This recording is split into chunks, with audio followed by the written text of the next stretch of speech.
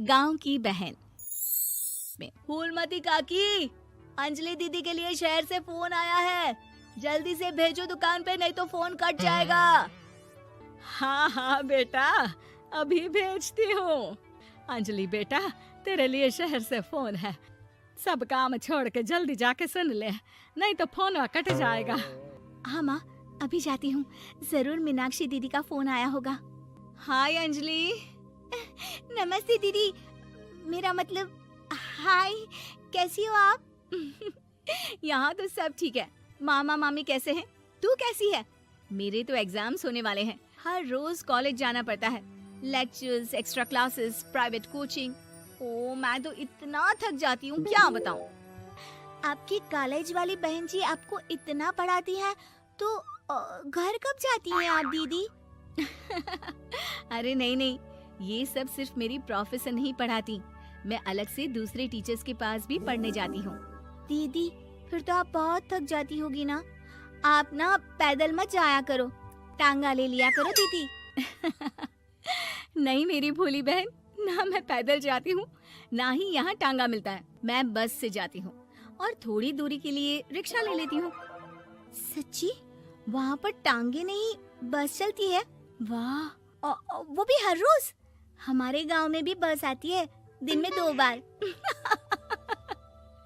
यही तो खास बात है शहर की, यहाँ बसें पूरा दिन दौड़ती हैं सड़कों पर, और सिर्फ बसें ही नहीं, कार, स्कूटर और ट्रक भी, और तो और थोड़ी दूरी पर तो हवाई जहाज भी है, जहाँ से हवाई जहाज आसमान में उड़ते हैं।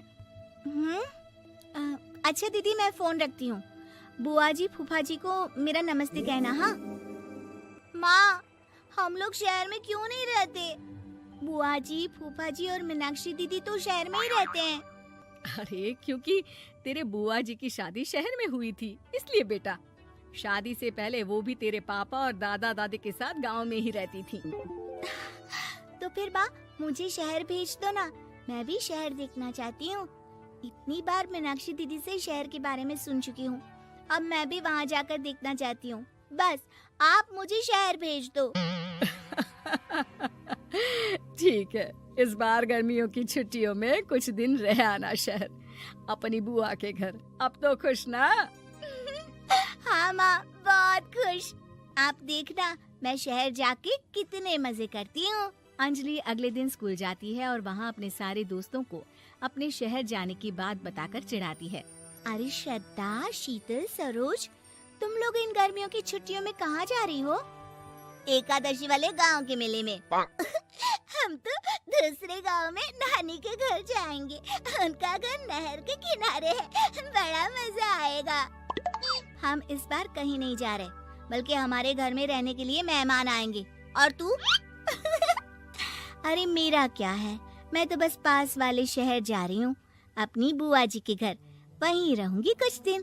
तुम लोग चिंता मत करना, मैं चिट्ठी लिखूंगी तुम सबको वहाँ से। पापा मुझे तो चक्कर आ रहे हैं, जी घबरा रहा है। बेटा शहर आने की जिद भी तो तूने ही की थी, अब पहली बार बस में चढ़ी है तो यही होना था, भुगतो अब। अरे मामा जी, अंजलि, आप लोग आने से पहले बता तो देते, मैं लेने आ जाती बस स्टैंड तक। आओ आओ भैया, आओ बेटी अंजलि। माँ बुआ जी कैसे हैं वहाँ, और भाभी कैसी हैं? सब ठीक है, बस अंजलि जिद कर रही थी कुछ दिन आप लोगों के साथ रहने की, सो छोड़ने आ गया। दीदी आप मुझे शहर घुमाने ले जाओ ना, मुझे भी शहर देखना है। हाँ हाँ चल, तैयार हो जा जल्दी से।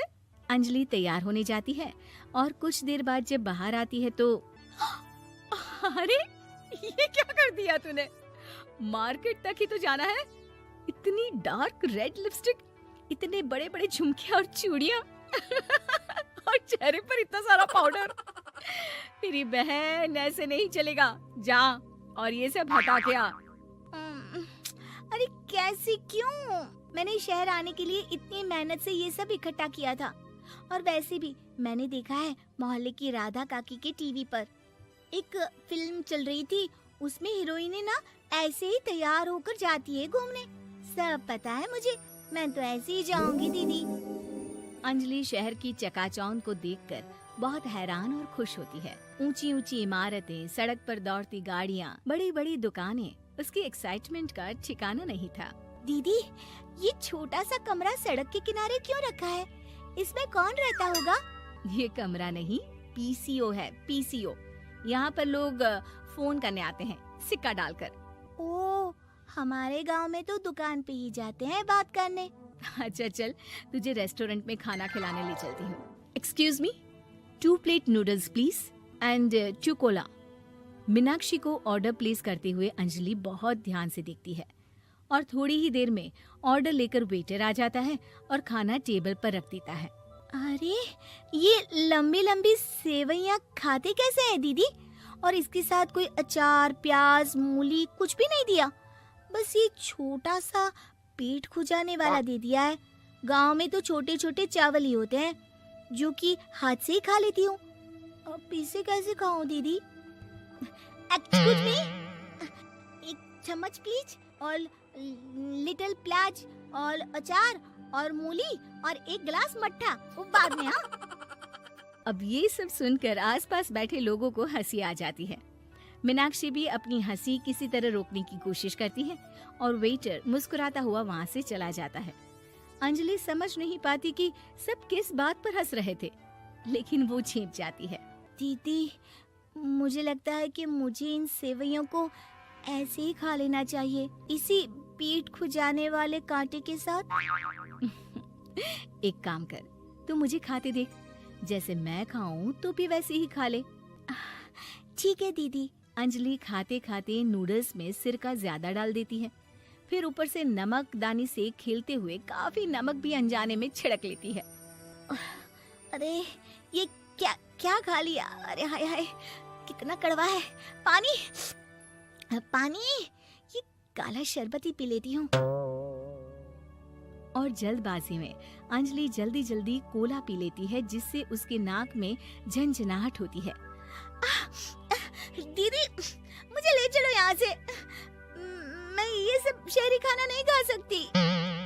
अब शर्म के मारे मीनाक्षी अपनी बहन को वापस घर ले जाती है और कहती है कि देख अंजलि, माना कि शहर और गांव एक दूसरे से बहुत अलग है, लेकिन इसका मतलब ये नहीं कि हमेशा शहर ही बेहतर हो और उस वजह से हमें वो सब करना पड़े जो हम नहीं कर सकते। शहर में सहूलतें तो हैं ही, पर चुनौतियां भी हैं।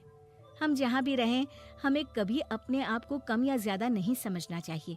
और किसी भी नई जगह में ढलने में समय लगता है, उसके लिए तुम्हें दूसरों की नकल करने की कोई जरूरत नहीं है।